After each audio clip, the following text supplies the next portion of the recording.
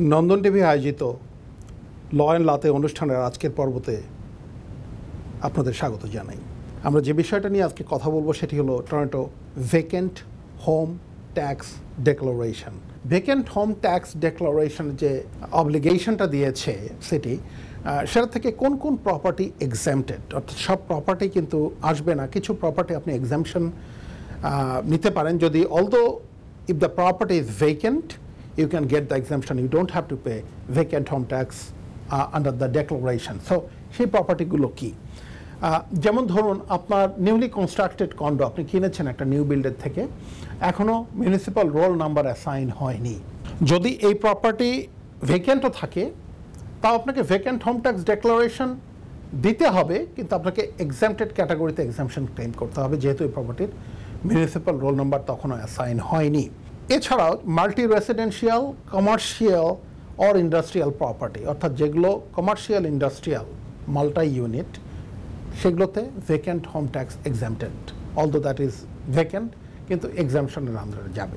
Parking space or a condominium locker, যদি আপনার কোনো পার্কিং স্পেস থাকে যার রোল নাম্বার ডিফারেন্ট, লকারের রোল নাম্বার ডিফারেন্ট, সেটা হয়ে থাকলেও আপনি ভ্যাকেন্ট হোম ট্যাক্সের এক্সাম্পশন থেকে আপনি পাবেন। ওখানটায় আপনি এক্সাম্পটেড ক্যাটাগরিতে আপনাকে জানাতে হবে যেটা আমার পার্কিং এবং লকার, এই কারণে ভ্যাকেন্ট হোম ট্যাক্স, পার্কিং লকারের জন্য vacant home tax declaration submit করতে হবে না।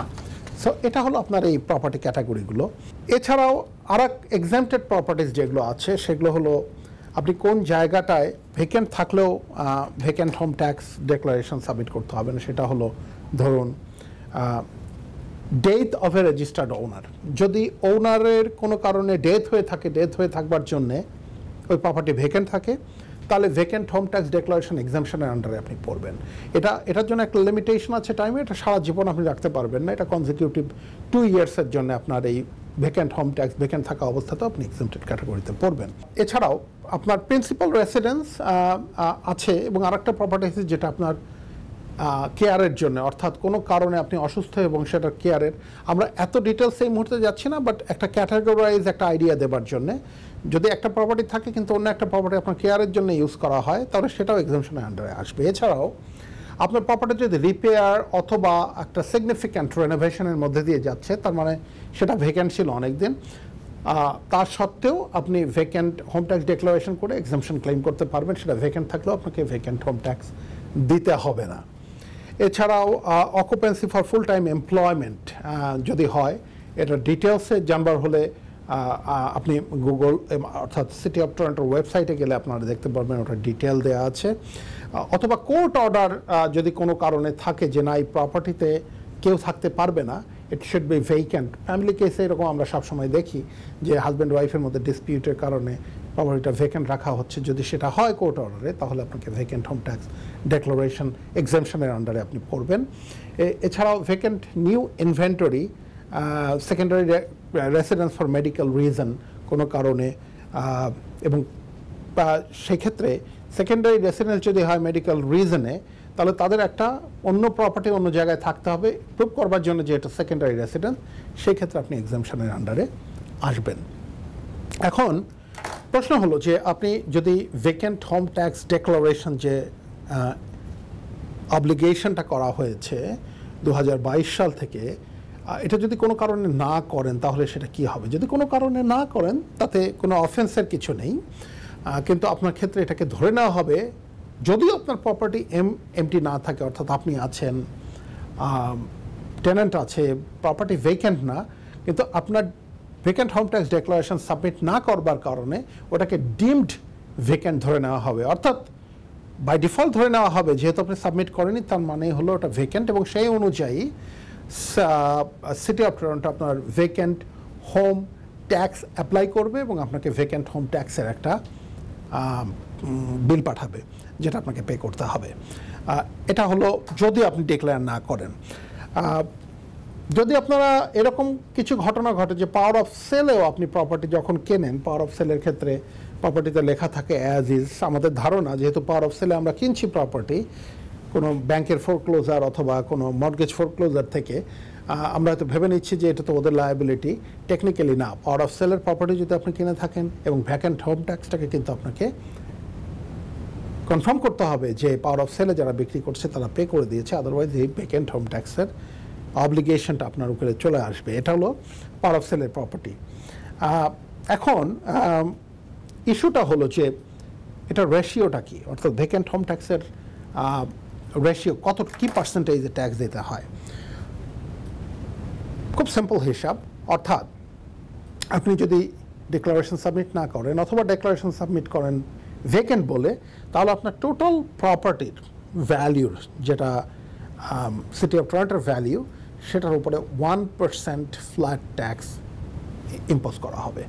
অর্থাৎ আমরা যদি ধরে নিই যে আপনার সিটির প্রপার্টি ট্যাক্সের ইম্প্যাক্ট ভ্যালুয়েশন $1 মিলিয়ন, আপনার $10,000 ট্যাক্স আপনার তার উপরে লাগু হবে। এটা হলো 2022 এবং 2023 পর্যন্ত রেশিওটা ছিল 1%। আনফর্চুনেটলি সিন্স সব কিছুরই ঊর্ধ্বগতি, সিটি অফ টরন্টো থেমে নেই। সিটি অফ টরন্টো এবছর থেকে 2024 ট্যাক্স ইয়ার থেকে এই ট্যাক্সটাকে ইম্পোজ করেছে 3% হিসাবে। অর্থাৎ এই সেম বাড়ি যেটা আমি উদাহরণ দিলাম $1 মিলিয়ন, এই $1 মিলিয়নের বাড়ি যদি আপনি vacant home tax declaration submit না করেন এবছর, তাহলে আপনাকে $1 মিলিয়নের উপরে $30,000 প্রপার্টি ট্যাক্স দিতে হবে। যে প্রপার্টি ট্যাক্সটা আপনার কাছে আসবে ঠিক এটা ডেডলাইন হলো এই বছর। খুব ভালোভাবে আপনারা মনে রাখবেন, ক্যালেন্ডারে দাগ দিয়ে রাখুন। এবছরের 2024-এর property tax vacant home tax ডেক্লারেশনের লাস্ট ডেট হলো 30th এপ্রিল 2025। অর্থাৎ পরের বছরের 4 মাস সময় পাবেন আপনি এই ভ্যাকেন্ট হোম ট্যাক্স ডেক্লারেশনটা সাবমিট করবার জন্য। জানুয়ারির 1 তারিখ থেকে আপনি এখনও করতে পারেন, আমার ধারণা, যদি আমি ট্রাই করিনি, যদি নাই তাহলে আপনি এখনই সাবমিট করতে পারবেন। বাট আপনার লাস্ট ডেট হলো এপ্রিলের 30। এপ্রিলের 30-এর মধ্যে যদি আপনি সাবমিট না করেন, তাহলে আপনার মে মাসেই আপনার নামে বিল চলে আসবে এই $1 মিলিয়ন 30,000 টাকার একটা প্রপার্টি ট্যাক্স। এটা আপনাকে সেপ্টেম্বরের 15, অক্টোবরের 15 এবং নভেম্বরের 15 2025-এর মধ্যে 3টে ইনস্টলমেন্টে পে করতে হবে। আমি ধরে নিলাম আপনার $1 মিলিয়ন প্রপার্টি ভ্যালুতে আপনি ভ্যাকেন্ট হোম ট্যাক্স সাবমিট করেননি, সেই ক্ষেত্রে আপনাকে তৈরি থাকতে হবে, বা ভ্যাকেন্ট ছিল, করেননি এবং ভ্যাকেন্ট ছিল, আপনাকে তৈরি থাকতে হবে সেপ্টেম্বরের 15-তে 10,000 দেওয়ার জন্যে, অক্টোবরের 15-তে 10,000 এবং নভেম্বরের 15-তে 10,000 টাকা দিয়ে, যদি এটা আনটিল আদারওয়াইজ কোনো ডিসিশন না আসে, অর্থাৎ আপনি এটাকে ডিসপিউট করলেন, তাছাড়া আপনাকে এই টাকাটা দিতে হবে। এখন যেটা প্রশ্ন হচ্ছিল যে আমি তো আসলে ভুলে করিনি, বা এখানে করতে গিয়ে আমি হয়তো ভুল করেছি, বা অন্য কোনো কারণে যেটা অ্যাসেসমেন্ট হচ্ছে ট্যাক্স অ্যাসেসমেন্ট, এটা ঠিক না। আপনার রাইটস আছে, লিগ্যাল রাইটস, আপনি এটাকে অ্যাপিল করতে পারেন, অর্থাৎ এটা নোটিস অফ কমপ্লেইন্ট আকারে আমরা আপিল করতে পারি, আমরা নোটিস অফ কমপ্লেইন্ট ফাইল করতে পারি এই বলে যে অ্যাডজুডিকেশনটা হয়েছে অথবা যে ট্যাক্স অ্যাসেসমেন্টটা হয়েছে that was not right and this is the reason that was not right. City of Toronto interestingly গত বছর আমি যা দেখছিলাম 2023 ট্যাক্স ইয়ারে নিয়ার অ্যাবাউট 1,69,000 কমপ্লেইন্ট রিসিভ করেছিল এবং 1,08,000 vacant home tax charges on the property reverse করেছে তারা, অর্থাৎ 1,08,000 রিভার্স করতে পেরেছে, তার মধ্যে তারা 1,69,000। That's a huge amount of application, notice of complaint. So be careful so that you are not একজন তাদের মধ্যে 1,69,000 জনের মধ্যে। এগুলোকে অ্যাভয়েড করা খুব ইজিলি সম্ভব। It's a simple process. আমরা শুধুমাত্র আমাদের নেগলিজেন্সের জন্য আমরা করি না, অথবা আমাদের ইগনোরেন্সের জন্য এগুলো করি না। সো এটা হলো আপনার নোটিস অফ কমপ্লেইন্ট। কীভাবে এবং কখন অ্যাকচুয়ালি নোটিস অফ কমপ্লেইন্টটা সাবমিট করতে হবে, যদি আপনি ট্যাক্স বিল পেয়ে যান মে মাসে, তাহলে আপনাকে সাবমিট করতে হবে এই বলে যে আমি এটা অকুপায়েড ছিল, এটা ভ্যাকেন্ট ছিল না, কোনো কারণে সাবমিট করা হয়নি, এই তার রিজন সম্পূর্ণ ডিটেল দিয়ে আপনি নোটিস অফ কমপ্লেইন্ট অনলাইনেই সাবমিট করতে পারেন। আপনাকে কোথাও যেতেও হবে না, এটার জন্য কোনো লয়ার, কোনো প্যারালিগাল বা অন্য কারোর সাপোর্ট দরকার নেই।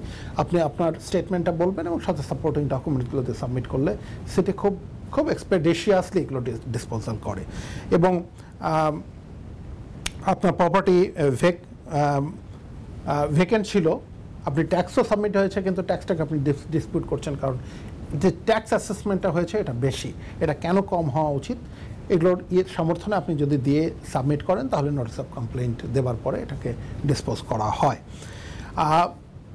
আপনি যা সাবমিট করবেন আপনার কথার উপরে অ্যাসেসমেন্ট হবে, কথাটা সত্য, কিন্তু র্যান্ডামলি সিটি কিন্তু এটাকে অডিট করতে পারে। অর্থাৎ আপনি সাবমিট, আপনার প্রপার্টি ভেকেন্ট বাট আপনি সাবমিট করলেন অকুপায়েড, সেক্ষেত্রে একদম ভাববার কারণ নেই যে সিটি এটা ধরতে পারবে না। সিটি এত অ্যাপ্লিকেশন, এত হাজার হাজার অ্যাপ্লিকেশন, এত হাজার হাজার অ্যাপ্লিকেশন ডেক্লারেশন, এই টরন্টো সিটি হোম ওনার তো প্রচুর, সবাইকে তো সম্ভব না।